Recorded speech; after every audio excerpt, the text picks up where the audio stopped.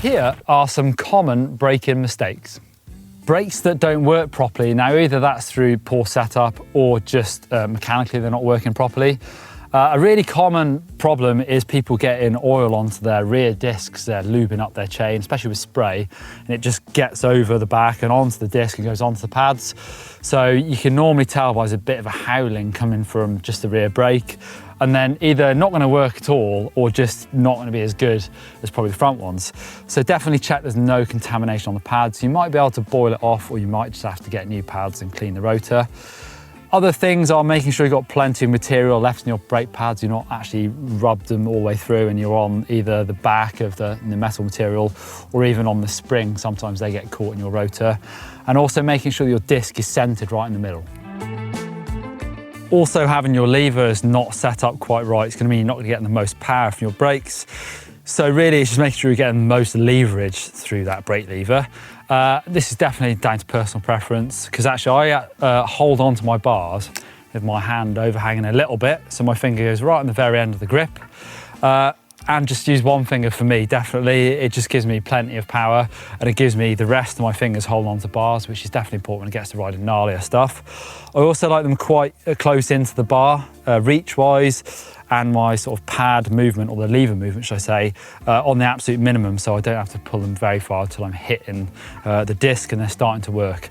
I just feel that having them nice and close to my bar like that means that it's quite a strong position. You know, you've almost got like a clenched fist, so that's how I can really get the most pull on my levers.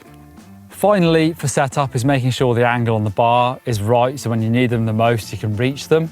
And I'll get into moving around on the bike in a second, but actually when you're braking really hard, you should be pretty far back on the bike, and that means that you need them high enough so you can still reach them in that position and make sure they can do the work properly. Dropping your heels behind the pedals and your wrists rolled behind the bars means the weight goes down and into the bike rather than up and over, stops you from going over the bars. And the rear tyre and the rear brake therefore does a lot of the stopping.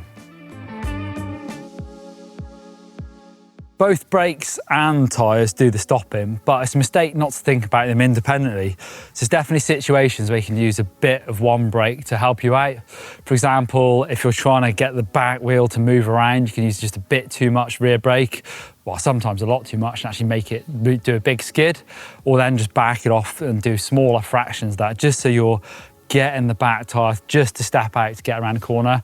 Or sort of opposite but the same, you can use the front brake a bit too much. That's probably in a situation where there's a lot of grip and you can do an endo to bring the back wheel up and round. You're more likely to use the skid when it's a bit looser and there's less grip.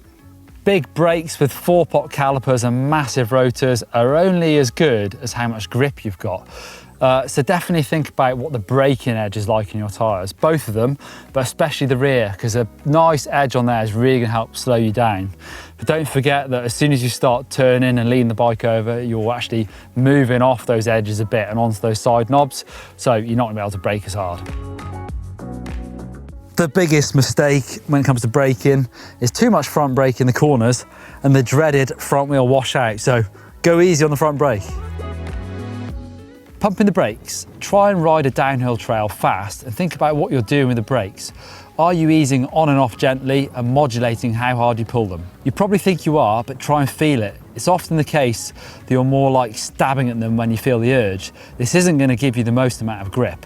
Grabbing the lever will put a lot of strain through the tyre to stay in grip, so try and smooth it out. I actually think this is a really hard one to get out of the habit of doing, so I try and concentrate on it when I'm riding sometimes. Can I try and dare myself to get around that corner without dragging the brakes?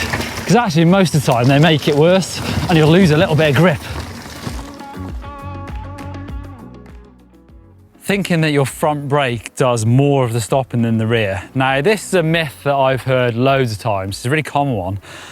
Maybe when you're on a road bike and you're sat down and you're on tarmac and you hit the brakes, yes, the front brake's doing a lot of stopping. But with a mountain bike, when you're stood up on a trail where there's less grip, your riding needs to be much more dynamic. And that means moving your weight around, and that means moving that weight over the rear tyre and the rear brake to do the stopping.